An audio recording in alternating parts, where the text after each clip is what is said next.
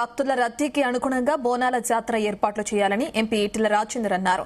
ఉజ్జయిని మహంకాళి అమ్మవారిని ఆయన దర్శించుకున్నారు. తెలంగాణ సుభిక్షంగా ఉండాలని, పాడి పంటలతో కళకళలాడుతూ ఉండాలని అమ్మవారిని కోరుకున్నట్లు తెలిపారు. ఇక వీఐపీలు ప్రజల్లో భాగంగా పోవాలని, భక్తులు తక్కువగా ఉన్నప్పుడు మొక్కులు చెల్లించాలన్నారు. తెలంగాణ పల్లెలు అన్ని బోనాలు జరుపుకుంటున్నారని అన్నారు.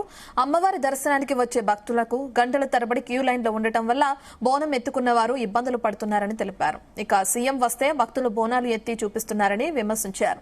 భక్తులను ఇబ్బంది పెట్టకుండా సౌకర్యాలు కల్పించాల్సిన బాధ్యత నాయకుల మీద ఉందన్నారు ఈటెల రాజేందర్. ఈ ఆలయానికి గొప్ప చరిత్ర ఉంది. చాలా మందికి తెలియదు. ఇది ఉజ్జయిని మహంకాళి దేవస్థానం.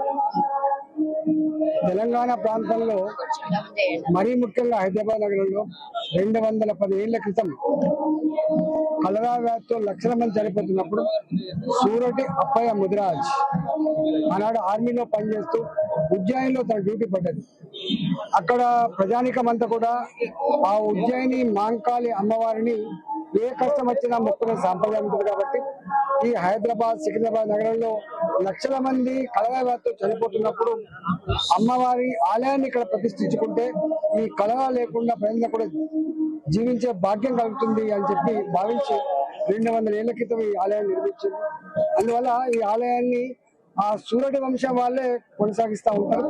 ప్రతి సంవత్సరం మాలాంటి వాళ్ళని కూడా గోల్కొండ బోనాలతో మొదలై ఉజ్జయిని మహంకాళి సికింద్రాబాద్ బోనాలతో పతాక స్థాయికి పోయి ఇవాళ ఓల్డ్ సిటీ బోనాలతో ముగిసి మొత్తం తెలంగాణ పల్లె వ్యాపిస్తూ ఉంటుంది. కాబట్టి ప్రతి కుటుంబం ఈ కుటుంబం ఆ కుటుంబాన్ని కాకుండా ప్రతి కుటుంబం అమ్మవారికి బోనం సమర్పించుకొని వాళ్ళ కుటుంబం, వాళ్ళ పిల్ల చెల్లెలు మాత్రమే కాకుండా తెలంగాణ సుభిక్షంగా, సురక్షితంగా పాడి పంటలతో వికసించాలని చెప్పి కోరుకుంటున్నారు. పెరుగుతున్న భక్తులకు అనుగుణంగా సౌకర్యం కల్పించాల్సి ఉన్నది.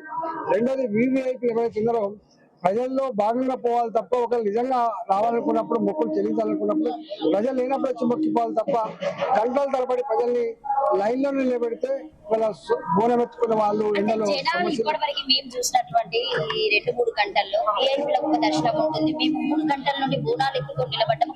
అదే బోనం మీరు రేవంత్ రెడ్డి గారికి ఎత్తి చూపెట్టండి, వీఐపీలకు ఎత్తి చూపెట్టండి అని చెప్పి జనాలు మాట్లాడుతున్నారు.